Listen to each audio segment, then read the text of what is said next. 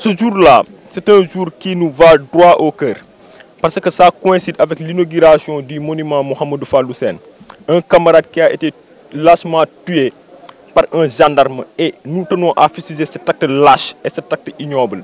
En tant que coordination des étudiants de Saint-Louis aussi, nous avons eu à poser des actes forts, allant même à rencontrer l'Amnesty International, dont nous tenons à féliciter et aussi à nouer ce pacte-là qui sera dans un cadre instructif, constructif, mais aussi surtout collaboratif.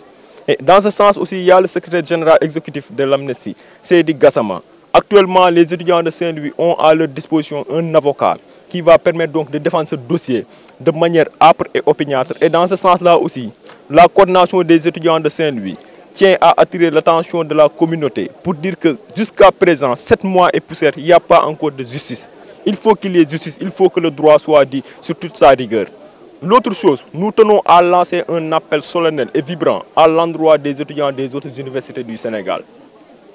Parce que quoi qu'on puisse dire, la cohabitation entre étudiants, c'est une nécessité. Et l'éducation aussi est l'arme la plus forte donc, pour révolutionner.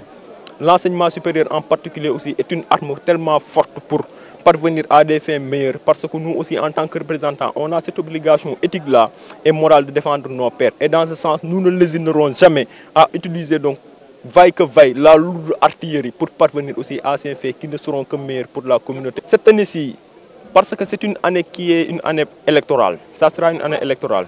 Et il faut aussi avoir ce qu'on appelle l'intelligence du contexte et agir avec tact et avec tactique. Nous allons agir dans ce sens. Mais pour le moment, nous serons imprévisibles et ne pas dévoiler notre stratégie de lutte. Le président de la République a parlé, les ministres ont parlé, les autorités étatiques ont parlé, le gouvernement a parlé, et le procureur même a parlé. Et tout ce qu'il faut savoir, c'est que ces paroles-là sont traduites en lettres mortes. Ces paroles sont traduites en lettres mortes. C'est ce qui fait que jusqu'à présent, le dossier n'a pas bougé. Et nous tenons à les interpeller. Si toutefois l'État ne prend pas ses responsabilités, nous aussi, nous allons utiliser notre manière de faire pour faire ce qu'on a à faire et que cela aussi fasse ce que cela aussi a toujours fait.